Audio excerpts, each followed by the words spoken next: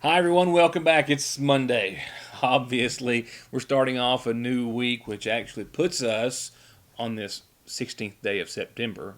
That puts us a couple of places over the halfway mark for the month of September already. That also puts us a week away from the official start of fall next week. But nowhere in your forecast does it look or feel like fall? The heat continues into the 90s again. We climbed today. We have close to 90 tomorrow, and in no part of our forecast do we really have anything but way above normal temperatures and really no chance of rain in the forecast right now. It might change by this time next week, but between now and then, we're not expecting to see much. I'll update your forecast for you. If you're enjoying the summer-like weather, well, enjoy right on. The leaves, however, are starting to change. You may have noticed over the weekend. And that trend, of course, and pattern will, I think, start to pick up in intensity just by day. So with that said, keep that in mind. We'll talk more about your fall forecast as it finally gets here next week. On the calendar, at least. Headlines tonight will include Governor Matt Bevin in town Friday night for a fundraiser and a meet and greet here in Sagersville. A few hundred people attended. We'll have remarks from the governor. He also hears some remarks as well from our state representative and show you the crowd. We also have a couple of arrests tomorrow night when I have a little more time. It's been a big edit today here on a couple of stories, and we'll talk about and get you caught up on Friday Night Lights from this past Friday, high school basketball, who won, who lost, who's playing who this Friday night, which is week 5 for most everyone, and a host of other news. A couple of arrests that took place this afternoon that I'm still trying to get some information on, and a few other things. But it's Monday, and that, of course, means a lot of new things like a new community calendar and some belated birthdays because I had some problems on Friday. So let's go ahead and get started with all of that. First, not good news. American Drivers says the AAA can't expect to pay as much as a quarter more a gallon at the pump for the rest of this month of September. This, of course, is after the much talked about drone strike that disrupted production at 2 major Saudi Arabian oil facilities over the course of the weekend. This increase at the pump could come as soon as sometime this week. As of today, the national gas price average was $2.56 a gallon here in McGoffin County and in Sagersville. Just peeking my head out the door and aiming it towards the Sagersville subway, we are paying 3 cents more a gallon than that national average. Everyone across the country is going to feel this surge and increase, and that might take some places close to $4 a gallon. Hawaii and California have the highest prices per gallon, right around $3.64, and once again we're at $2.59 here in Kentucky. As of today, those prices could change as soon as tomorrow, if not by this evening. I've got a couple of things we'll talk about after the break. Before the break, though, an arrest. Sagersville Police Officer Mike Nichols, per his arrest citation, arrested a man last night around 8 or 9 o'clock or so.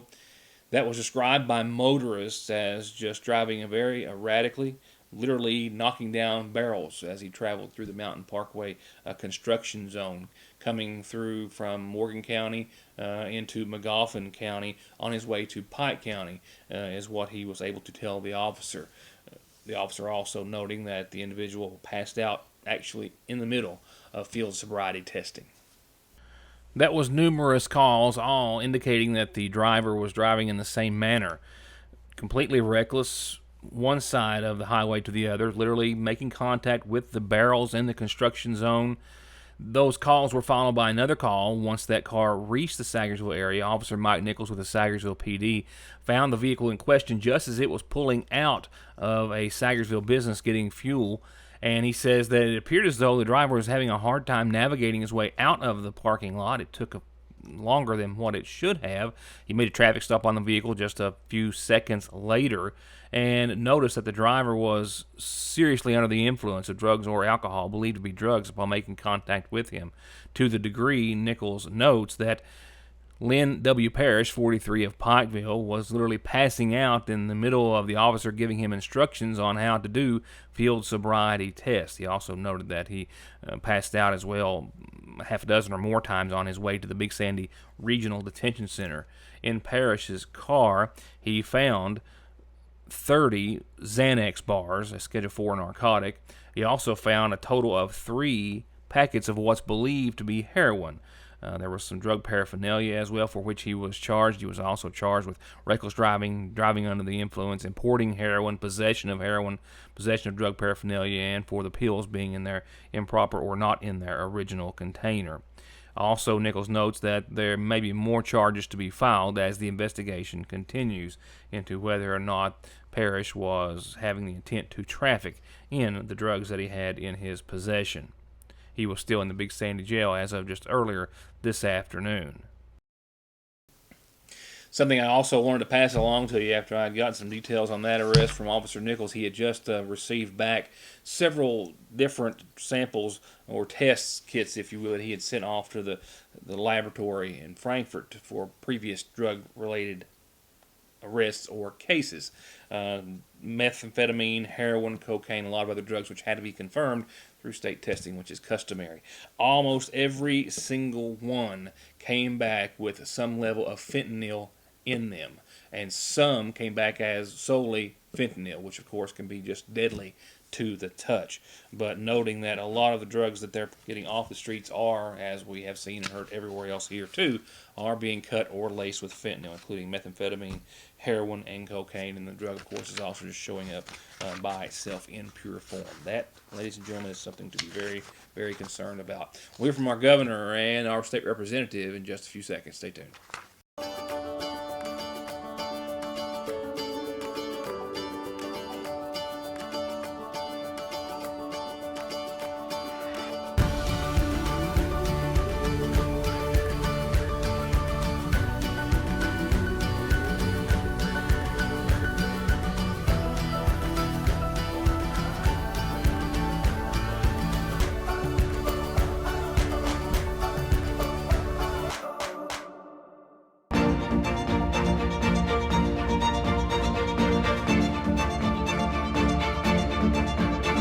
I'm Dr. Jason Zimmerman at Highlands ARH, the healthcare system of Appalachia. I'm Bill Tinker. I've spent the past 19 years defending insurance companies in car crashes, truck crashes, and slip and falls. Are you involved in a case like that? Is the insurance company giving you the runaround about your medical bills, your benefits, or your lost wages? Contact me at McFarland Tinker Law Office.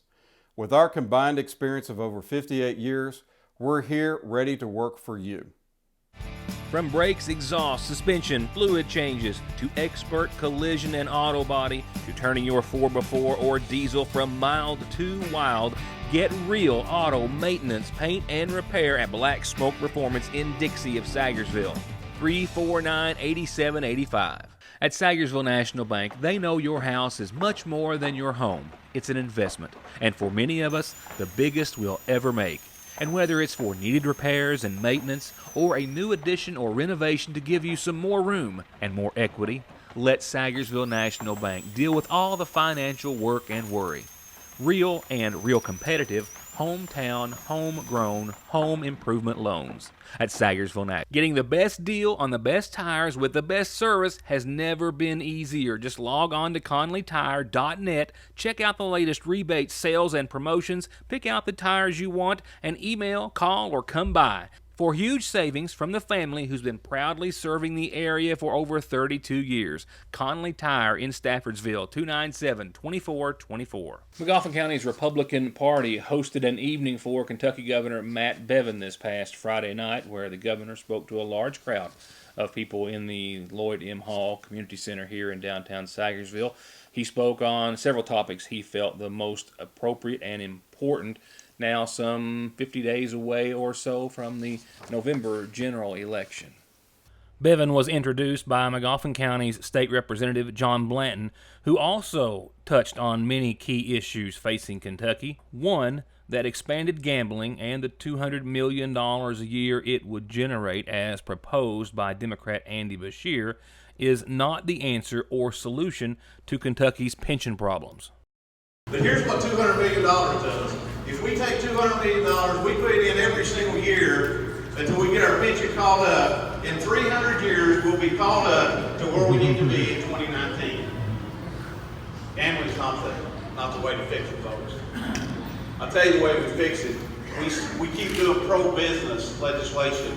We keep bringing companies into this Commonwealth. We keep putting people back to work. We give people jobs that aren't working. We ensure people are working.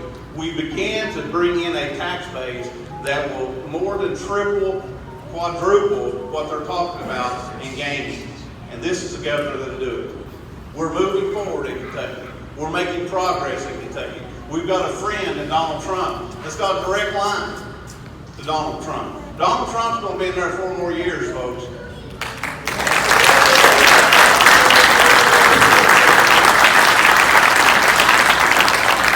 Do you want a governor that has a direct line for him with President Trump, or do you want a governor who says that Donald Trump's policies are failing and we don't need him in there? And when Blanton turned the floor over to the governor, he did speak of many things, asking the audience to vote their values and not their party this coming November. He spoke on gun rights, abortion, and a host of other topics. One, of course, being our educators and Kentucky's pension plans, saying that reversing the population and workforce pattern in Kentucky is essential. The only solution is to have more people working and paying taxes. That's it. 75 years ago, Indiana, Tennessee, and Kentucky were all about the same size. We're all the same size geographically, 40,000 square miles, but we were all the same population. We were slightly bigger than one, slightly smaller than the other. Now we're 4.5 million people, there's 6 to 7 million people. Imagine if we had 2 million more people here. Imagine if 30 or 40% of them paid taxes. 600, 700, 800,000 more taxpayers. That's how we fix this problem. And this comment that was made about education, let me be very, very clear with you. I'm grateful to our public school teachers. I'm grateful to every school teacher. I'm grateful for those at the pre-K level all the way up to the college level. I'm grateful for people who dedicate their lives to pour back into us, into our children and grandchildren. I'll simply say this, I'm the only governor in the history of Kentucky to ever fund the teachers' pension system, fully fund it. I'm the only governor in the history of Kentucky to never sweep the lottery funds. I've put 100% of the lottery money into education, first time in history in 30 years that that's happened. And there's more money going into the SEEK formula now per pupil, money in the classroom, than ever in the history of Kentucky. My grandmother was a public school teacher. My father was a public school teacher. 2 of my 5 siblings were public school teachers. My sister's still a 4th grade school teacher here in Kentucky. I have such respect and appreciation because I'm surrounded by them in my own family. The reason I'm fighting to save the pensions is because I think of people like my grandmother who retired and lived to be 94 years old, and she was widowed when my mother was a girl. She only had a pension. That's the only thing she had. So I'm going to fight for these teachers, even if some of the people out there don't understand what's going on and want to be upset. That's okay. I'm still going to fight to save the pension. The reason I fight for these pensions, the reason I'm willing to take all of these lies and kicks in the teeth and keep fighting for them, instead of kicking the can down the road like every governor and every legislature before me has done, and kick the can and kick the can and kick the can. And trust me, it wasn't just John Blanton who's seen this coming. Everybody, a lot of people have seen this coming. You've sounded that alarm and sounded that alarm and sounded that nobody listened. And I'm telling you, everyone knew we were kicking this can down the road. The easy thing to do is what other governors did.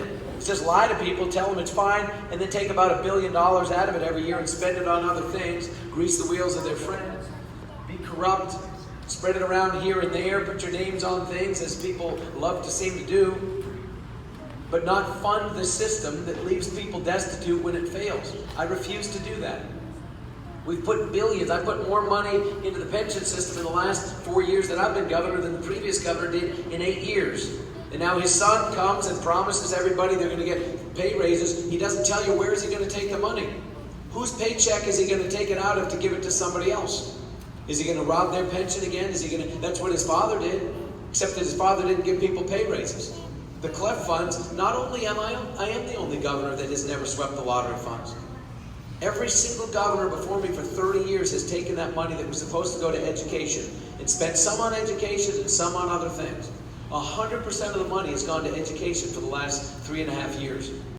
The governor closed by telling our cameras that he was delighted but certainly not surprised by the big turnout in Sagersville Friday night, and that he admired that Magoffin Countyans and Eastern Kentuckians as well respect the values that made Kentucky and the United States great, as well as the respect they have for life, the Constitution, and hard work.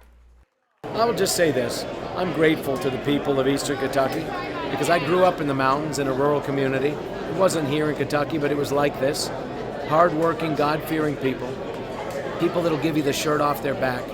I feel very much at home when I'm here. I'm grateful to be here. And I ask those that are watching this, please do two things. Number one, get out and vote on November 5th. Whoever you vote for, that's your business. But vote your values, not your party. Vote the values that you believe in. Vote for life. Vote for the candidates that'll defend the Constitution and your Second Amendment rights. Vote for people that'll stand with our president, stand with our military. I am that candidate. The other candidate is on the other side. Doesn't make him a bad person. It just makes him out of touch with who we are here in Kentucky. And the other thing I'll say, that if you don't know who to vote for, just vote for Bevan. Thank you.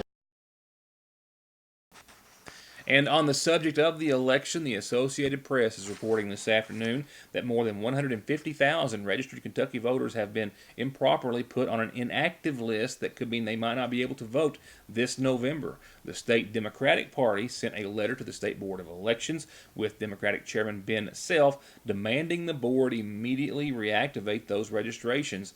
The claims come less than 2 months, of course, before we go to vote for governor and other statewide constitutional officers. Self said in his letter, quote, "The improper maintenance of a list of inactive voters will deny registered Kentucky voters who are entitled to vote in the upcoming election the right to do so. A failure to reactivate their registrations will cause immediate and irreparable harm to the Kentucky Democratic Party, candidates for office, and most importantly, the public." Self says the Elections Board deactivated those voter registrations behind closed doors with no public notice, and he says if action isn't taken, the state party will consider their legal options. Self also said the party became aware of this inactive list after requesting voter registration data last month. Based on the information provided by the Elections Board, the AP says that it appeared that registered voters had been removed from the file when compared to data provided just this past April. In April, the voter registration data received by the Democratic Party contained 3.421 million registered Kentucky voters, but now has 3.259 million registered voters, a difference of about 162,000 voters. These are both Republican and Democratic voters. They do note they do not have a number differentiating how many for each party. As we also know, the Kentucky Democratic Party noted that under Kentucky law, registered voters aren't eligible to be placed on an inactive list until 2 general elections for federal office elapsed since the date of notice. And as a result, the earliest date which those voters could be placed on this inactive list wouldn't be until November of 2022. Keep you up to date. Get you back with more local news and information right after this. Big Sandy Healthcare and Hope Family Medical Center are proud to announce the newest addition to their staff and team of over 200 dedicated employees and medical professionals. Podiatrist Dr. Cheryl Stalder Cheney has joined Big Sandy Healthcare at the Hope Family Podiatry Center in Sayersville on Beriah Boulevard, just a couple of doors up from the Lee's Famous Recipe. For anything minor or serious foot or ankle related, Dr. Stalder Cheney is now accepting new patients at Hope Family Podiatry Center in Sayersville.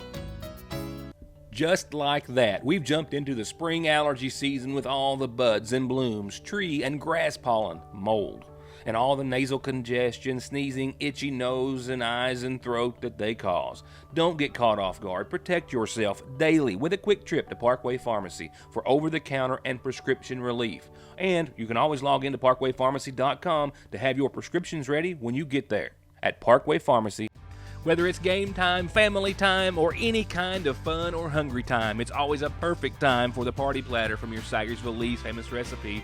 20 crispy buffalo wings, 20 hot and spicy wings, fried pickles, cheese sticks, jalapeno poppers, mini corn dogs, jumbo breast strips, and spicy jumbo dippers. It feeds a crowd for only $34.99, and you get $3 off if you call and order one at least a day ahead. It's party time at your Sayersville Lee's. Here's a little of what's new at Parkway Gun and Pawn. A big selection of hunting, bowie knives, some to use, some to collect, or both, starting as low as $14.99 a piece. Hey gamers, while they last, they just got in 2 PS4 Pro editions in perfect condition. And as new, still in the packaging, big flat screens at big discounts. A new selection of kitchen gear and appliances, and even a new in-the-box 30-gallon electric hot water heater. You never know what you're going to save on, but you're always going to save at Parkway Gun and Pawn.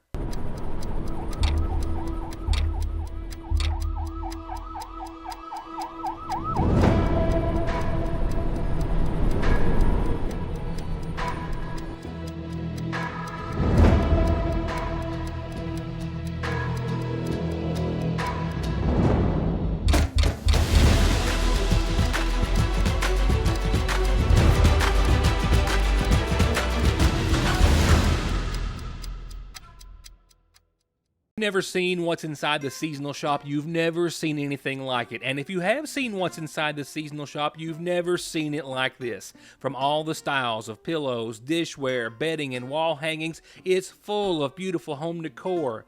And there are frames for anyone and any occasion. There are neat and unique ways to design and do it yourself. There are flowers too perfect to be real. And from expecting moms to newborns, toddlers, teens, and adults, the fashions and designs and jewelry are simply endless and always changing at Fraser's Prater Drugs Seasonal Shop. Had a few little glitches on Friday's program that essentially meant we replayed Thursday's program for you. Hope you didn't mind. If you missed it, there you go. With that said, and of course, a reminder, you can go on to yournewstoday.com or SagersvilleIndependent.com, both the same website, and watch, of course, the most recent episodes of Your News Today. If you need to go a little farther back, our YouTube channel is where you can find all of the Your News Today programming. With that said, tonight I have, as a result of Friday's mishap, a few belated birthday wishes tonight, but an anniversary to start off your McGoffin Farm Bureau calendar. We'll start with a happy anniversary, and one of the biggest of anniversaries, a happy 50th anniversary to Jay and Connie. That's Jay and Connie Hanshoe, with a lot of love and best wishes and congratulations from Sean and Holly and Brent and Michelle. Happy 50th anniversary to you. Happy birthday wishes go out tonight to Sheila Montgomery, a belated birthday wish from a lot of family and friends. Happy birthday to you, Sheila. Birthday wishes, 9 birthday wishes, or 9th birthday wishes. There are a lot more than 9. Going out to Bradley Mullins, 9 years old. Happy birthday from Mom and Dad, your brothers and sister. Happy birthday to you, Bradley Mullins. Happy 9th to you. And first up on this Monday's community calendar, the 36th annual Homecoming and Old Fashioned Day at the Sagersville Pentecostal Church is this week, starting Wednesday. It's Wednesday through Saturday nights at 7, Sunday morning at 11, featuring anointed preaching and singing each and every night. They hope that you will join them at Sagersville Pentecostal. And tomorrow, don't forget, one last reminder, is the McGoffin County Farm Field Day, hosted by the McGoffin County Cooperative Extension Service on the farm of Avavian and Rick Deaton on Bear Branch. They'll register at 5, eat at 5:30. The program starts at 6. And here's how you get announcements like these on the McGoffin Farm Bureau community calendar. Turning to obituaries for this Monday, Chester Gamble, 82, of Painters Lick Road, passed away on the 9th and was laid to rest at services held in his honor earlier today.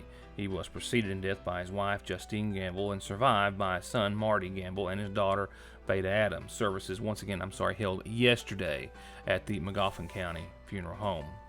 Nona Arnett Walters, 71, of Walters Road, passed away on the 14th, survived by her son, Neil Gasparic. Visitation is this evening and prior to tomorrow's services, to begin at 11 o'clock from the McGoffin County Funeral Home. Burial will be held at the Arnett Family Cemetery on Down and Around. Once again, 71-year-old Nona Arnett Walters of Walters Road. Well, the heat rolls on. Nothing exciting in the forecast. I mean, that's a good thing. It's short and sweet if you like summer weather. We're firmly in the season of summer until this time next week. And we might be firmly in the weather season of summer for some time thereafter. No sign of the heat and above average temperatures and the dry weather letting up. See what I mean? 64 tonight, partly cloudy skies, a light and variable wind, no shower chances, and very little, if any, in the forecast right now. I think that might change when we get closer to this time next week, but right now we're still looking at another warm one tomorrow. We'll stay out of the 90s, but just barely. And some folks might even see a 90 or a 91 tomorrow. But a bit, I don't want to say cooler, technically right, but we're talking about knocking daytime highs off 2, 3, 4 degrees from where they have been, and then putting them back still way above average, but into the mid and upper 80s. So tomorrow, 89, mostly sunny, partly cloudy, 64 tomorrow night. Wednesday, midweek, upper 80s, 87 or so, 63 that night, sunny and mostly clear, start to finish. Thursday, almost exactly the same, save for a degree or two. Otherwise, conditions, sun, clear skies, no showers, a beautiful, beautiful summer-like fall day, or still, we're getting closer to the official start of fall. That takes us into the end of the work week and your weekend, which is looking pretty perfect. I mean, if you like the mid-80s, we've got Friday mostly sunny and 86, mostly clear that night, 62 for your weekend. Upper 80s will sum it up again. Sunny and 88 on your Saturday. Mostly sunny and 87 on your Sunday. I'm kind of putting that 10% chance of showers in there for Monday of next week just because I think, well, surely it has to change by then. Now, something I also want to mention that I meant to mention following the report of the governor being here in Sagersville, the Magoffin County Democratic Party will be hosting Democrat, of course, candidate Andy Beshear. I do not have that date, but if we can find that, I'm sure, pass it along to our viewers as soon as possible. With that said, enjoy the rest of your Monday. A lot more news when I see you tomorrow. Thanks for watching.